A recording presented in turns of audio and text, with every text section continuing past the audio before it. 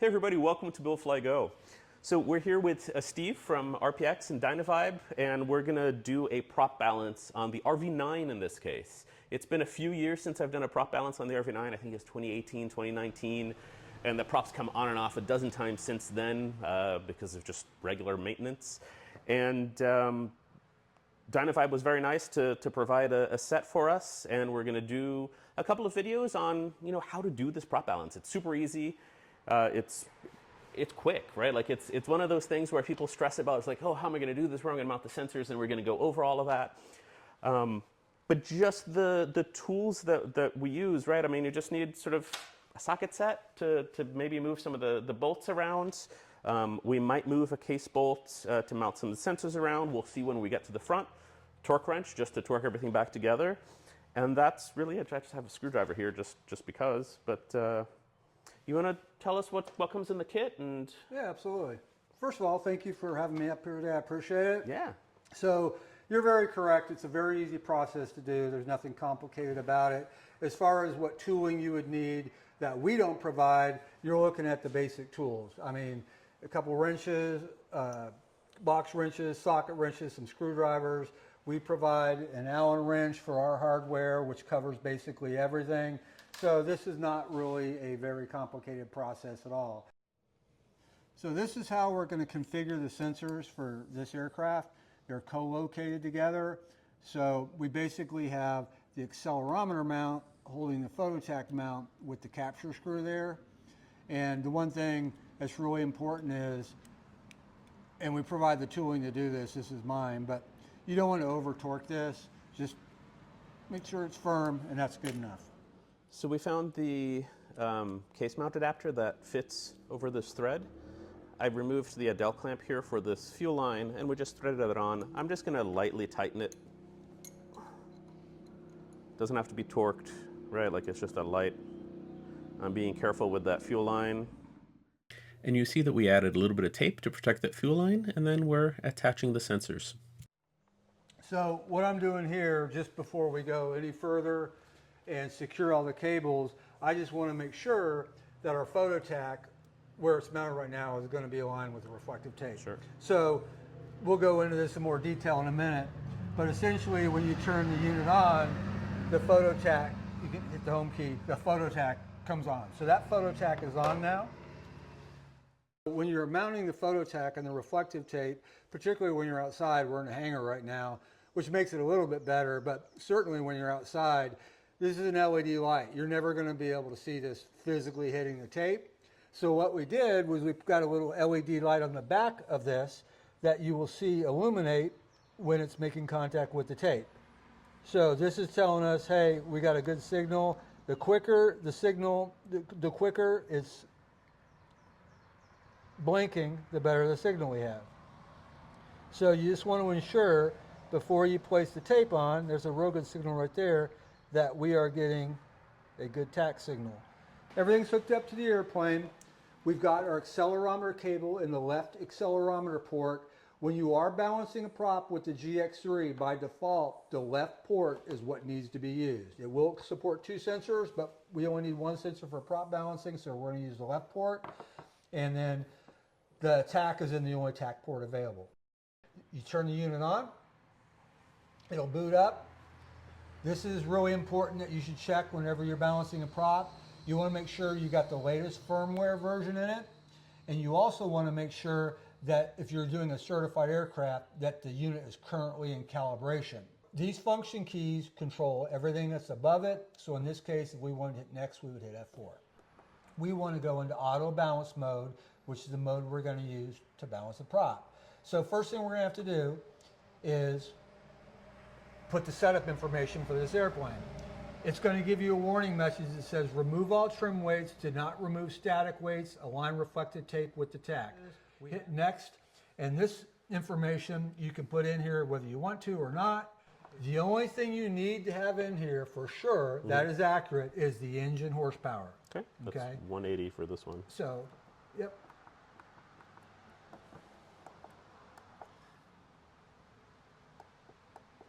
So hit accept, and then the rest of it for our purposes we can just leave blank.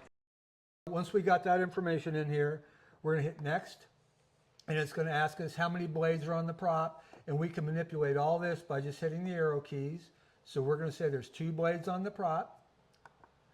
Which way is the prop spinning? Again, everything we're doing is from standing in front of the airplane looking back at it. So we're going to change this to where it says CCW. It's counterclockwise. Counterclockwise. And for Continentals and Lycomings, that's the way it's going to be. Okay. So this is very, very important. I get calls quite a bit where people say, hey, I added weight, and it's almost like everything's backwards. And I say, let's go through this again. What do you have it set at? Clockwise? I'm like, it is backwards. So hit next. It's going to ask us where the optical tack is. And again, as we're looking at the prop, it's over to the side a little bit. So we're going to say it's at 20 degrees. Hit next. What's the accelerometer position? We can manipulate this wherever we want to, but even though it's offset from the center line, it's still pointed straight up and down. So we're going to say it's at 0 degrees. Hit next. Number of weight locations, I didn't even look, but it's got to be 12. The very final thing it's going to ask us, angle to the number 1 hole. So now that we tell it it's got 12 holes in the ring gear, and this is where we're going to add weight, it's going to ask us which one of you want to make number 1.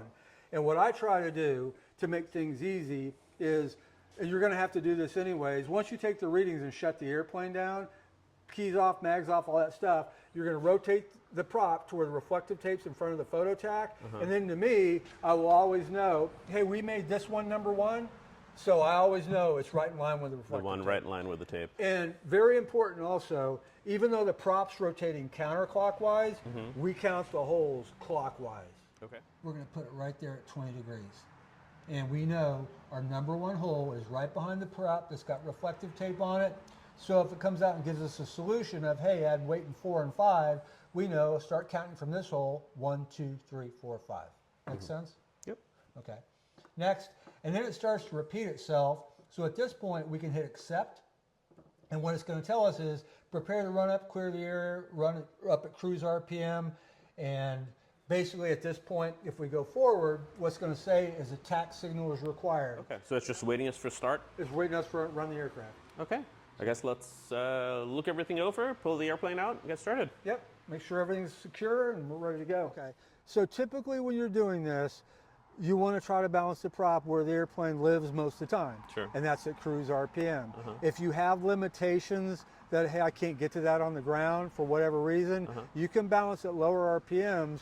But the important thing is that whatever RPM you initially take a reading at, you want to match that RPM after each subsequent run. Got it. Okay?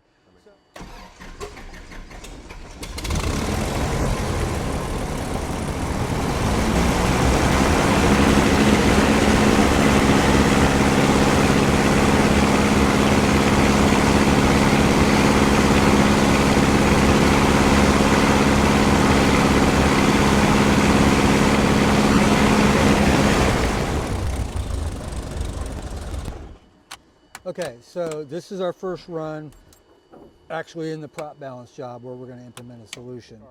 We want to make an adjustment. So we hit adjust, and it's going to remind us, remove all trim weights before making adjustments. The following weights are totals. So when we're ready to run the airplane again, the weight it's suggesting is the total amount the weight needs to be on there. So on this screen, it's going to give us a whole bunch of information, but it's going to tell us, repeating what it just told us, our vibration was 0.37 IPS at 74. The solution would be to add 17.9 grams to 254 degrees, but because it can do the math for us, because we told it had holes, it's going to split the weight.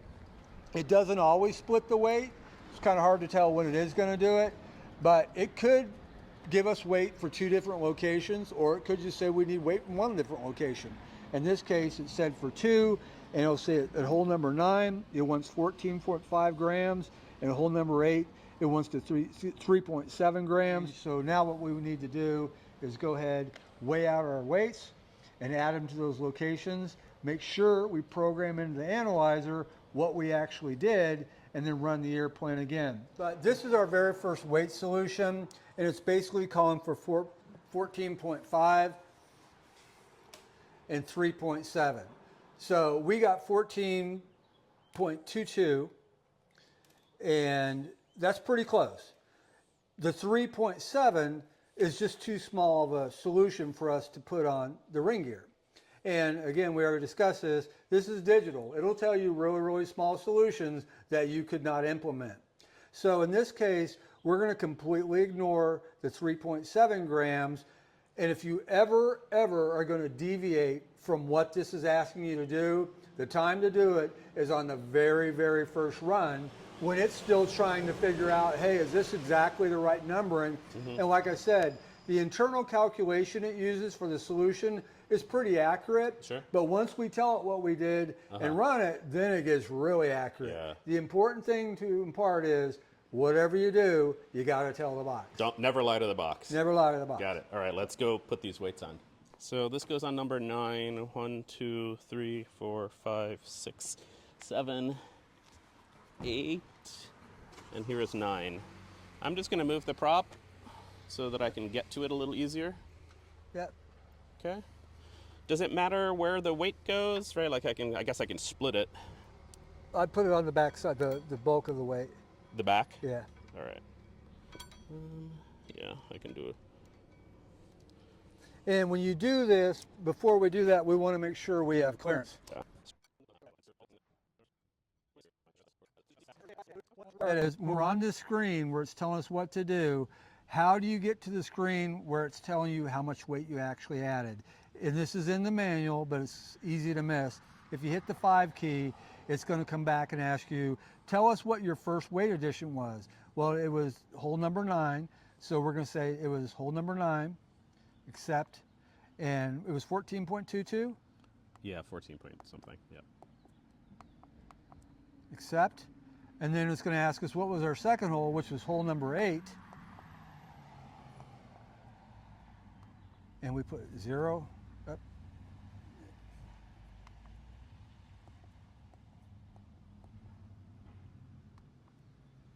And again, contradicting myself, try to be as accurate as you possibly can, but when you have limitations like this, sometimes you're going to have to deviate, and as long as you're telling it what you're doing, you should be okay, and as long as you're doing it on the very first run, I think you'll even be even better okay, if that's a word.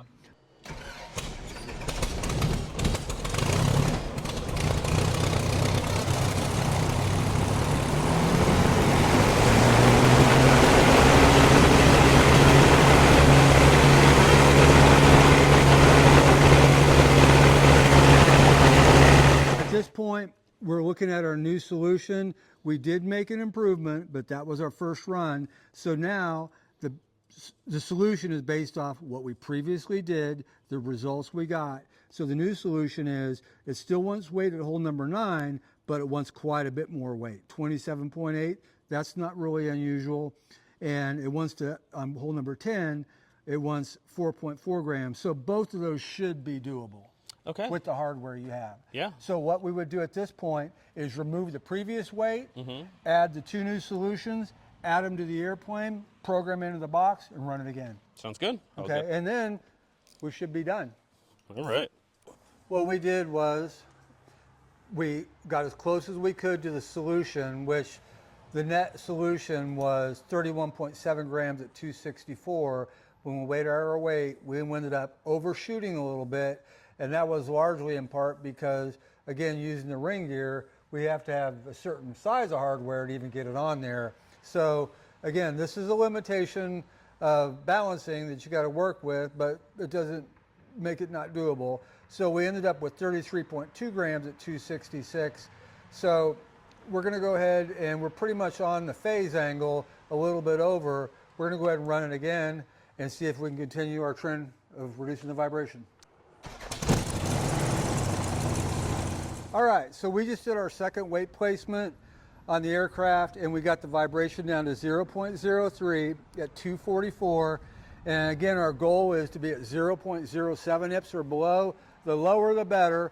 I think if we probably would have been a little bit tighter on our tolerances with how much weight we put on in the first solution, we may have possibly got it down all the way, but I think this probably would have taken us 2 runs. Sometimes you can do it in one shot, and that's not uncommon, but this is pretty typical for a prop balance. 0.03 is a number I'd be very satisfied with. It's I didn't know what the number was when I was in the airplane, and I immediately noticed the difference. Because, right, I had mentioned that I have that, like, sharp vibration at idle. But it got better at idle, too. It's almost gone. Okay. Right, I could tell before because the stick would vibrate, like, visibly vibrate. It's no longer doing that, right? Like, you can still tell that it's moving a little bit, but it's not like that, right? Like, you don't feel it in your bones anymore. I didn't think we were going to lose that. I thought it was just going to get smoother at the top end, but it was, yeah, it's a noticeable. I could tell each time you ran it, well, two times you ran it when we had to wait, that initially I don't put a lot of stock into what's it doing at idle, and plus you just fired up the engine. Right. And anytime we immediately get that tack signal, we're kind of going through a transit RPM, so it's going to make all the numbers jump around. But I could tell it was a little better, and from the start. So yeah, that was an incredible difference. We started at 0.4, is that right? we were close to 0.4, yeah. It's a big difference. Well, thank you. This was awesome. Oh, thank you. And yeah, I'm excited. Yeah. A lot easier than we thought. All right, folks. Thanks for watching. Much appreciated. Thank you, Steve. Well, thank you for having me. Thank you, DynaVibe. And, well, I guess watch for more videos. I'll post the PDF either in the inside over here or a link to it in the video for you guys to see what it looks like. All right, we'll see you later.